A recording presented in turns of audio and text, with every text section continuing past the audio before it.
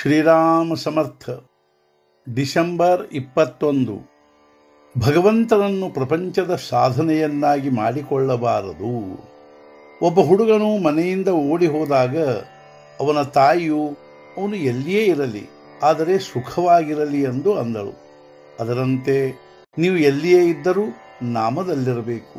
ನಾಮವನ್ನು ಅತ್ಯಂತ ಆಗ್ರಹದಿಂದ ತೆಗೆದುಕೊಳ್ಳಿರಿ. ಶ್ರದ್ಧೆಯಿಂದ ತೆಗೆದುಕೊಂಡರೆ ಹೆಚ್ಚು ಉತ್ತಮ. ವೃತ್ತಿಗಳನ್ನು ಶಾಂತಗೊಳಿಸಿಕೊಂಡು ನಾಮದಲ್ಲಿದ್ದರೆ ಇನ್ನೂ ಹೆಚ್ಚು ಉತ್ತಮ. ವನಸ್ಪತಿಯ ಎಲೆಗಳ ರಸ ತೆಗೆಯುವುದಕ್ಕಾಗಿ ಕೆಲವು ಎಲೆಗಳಲ್ಲಿ ಜೇನುತುಪ್ಪ ಹಾಕಬೇಕಾಗುತ್ತದೆ, ಕೆಲವು ಎಲೆಗಳಲ್ಲಿ ಹಾಲು, ತುಪ್ಪ ಅಥವಾ ನೀರು ಹಾಕಬೇಕಾಗುತ್ತದೆ. ಅದರಂತೆ ಭಗವಂತನ ಪ್ರೇಮ ಪ್ರಾಪ್ತವಾಗುವುದಕ್ಕಾಗಿ ಹಾಗೂ ನಾಮದಲ್ಲಿ ರುಚಿಯು ನಿರ್ಮಾಣವಾಗುವುದಕ್ಕಾಗಿ ಆ ನಾಮದಲ್ಲಿ ಸ್ವಲ್ಪ ಶ್ರದ್ಧೆ ಹಾಕಬೇಕು. ನಾನು ಬ್ರಹ್ಮ ಇರುತ್ತೇನೆ, ಈ ಅನುಭವದಲ್ಲಿಯೂ ಕೂಡ ಅಹಂಭಾವ ಇರುತ್ತದೆ. ನಾವು ಅದಕ್ಕೂ ಆಚೆಗೆ ಇರುತ್ತದೆ. ಆದ್ದರಿಂದ ಭಗವಂತನ ನಾಮಸ್ಮರಣೆ ನಿರಂತರ ಮಾಡಬೇಕು. ಅದರಿಂದ ಪ್ರಪಂಚವು ಸುಲಭವಾಗುತ್ತದೆ. ನಾಮದ ಸತ್ಯವು ಅತ್ಯಂತ ಬಲವತ್ತರವಾಗಿರುತ್ತದೆ.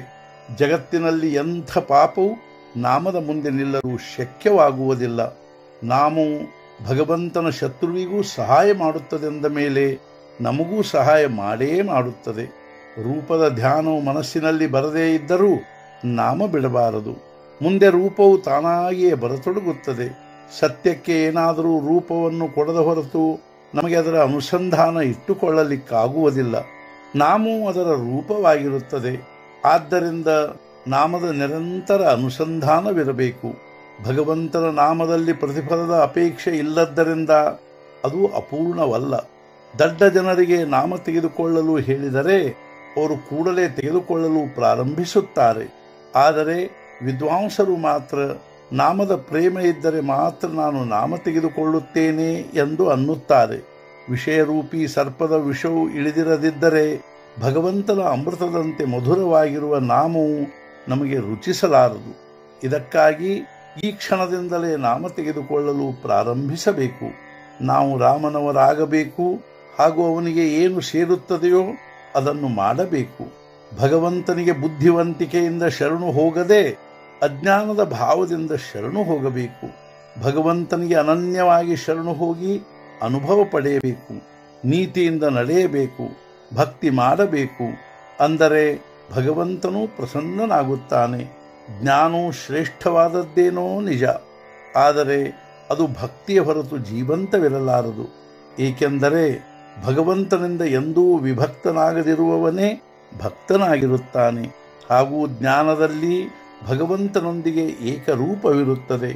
ಆದ್ದರಿಂದ ಭಕ್ತಿಯಿಂದ ಜ್ಞಾನ ನಿರ್ಮಾಣವಾಗುತ್ತದೆ ಹಾಗೂ ಅದು ಭಕ್ತಿಯ ಆಧಾರದಿಂದಲೇ ಉಳಿಯುತ್ತದೆ. ನಿಜವಾದ ಭಕ್ತನು ಜ್ಞಾನಿಯೇ ಆಗಿರುತ್ತಾನೆ. ಭಗವಂತನಿಗಾಗಿಯೇ ಭಗವಂತನು ಬೇಕೆಂದು ಭಕ್ತಿ ಮಾಡುವವರು ಲಕ್ಷದಲ್ಲಿ ಒಬ್ಬರು. ಇದೇ ನಿಜವಾದ ಭಕ್ತಿ ಎಂದು ತಿಳಿಯಬೇಕು. ನಾಮಕ್ಕಾಗಿಯೇ ನಾವು ನಾಮ ತೆಗೆದುಕೊಳ್ಳಬೇಕು. ರಾಮನು ಇಟ್ಟದ್ದರಲ್ಲಿಯೇ ಸಮಾಧಾನ ಹೊಂದಬೇಕು. ಭಗವಂತನನ್ನು ಪ್ರಪಂಚಕ್ಕಾಗಿ ಸಾಧನೆಯನ್ನಾಗಿ ಮಾಡಿಕೊಳ್ಳಬಾರದು. ಅವನು ಸಾಧ್ಯನಾಗಿರಬೇಕು. ಯಾರು ಭಗವಂತನ ನಾಮದಲ್ಲಿ ತಮ್ಮ ಆಯುಷ್ಯವನ್ನು ಕಳೆದಿರುವರೋ ಅವರು ಹುಟ್ಟಿ ಬಂದು ಎಲ್ಲವನ್ನು ಸಾಧಿಸಿದರು ಹಾಗೂ ಜೀವನವನ್ನು ಸಾರ್ಥಕ ಮಾಡಿಕೊಂಡರು. ಇಂದಿನ ಮುಖ್ಯ ವಿಚಾರ: ಜ್ಞಾನಿಯಾಗಿ ನಾಮಸ್ಮರಣೆ ಮಾಡುವುದು ಅಥವಾ ಭಕ್ತನಾಗಿ ನಾಮಸ್ಮರಣೆ ಮಾಡುವುದು ಒಂದೇ ಆಗಿರುತ್ತದೆ. ಎರಡೂ ಕಡೆಗೆ ಭಗವತ್ ಪ್ರೇಮವೇ ಮುಖ್ಯವಾಗಿರುತ್ತದೆ. ಸದ್ಗುರುನಾಥ ಮಹಾರಾಜ್ ಕಿ ಜೈ. ಜೈ ಜೈ ರಘುವೀರ ಸಮರ್ಥ.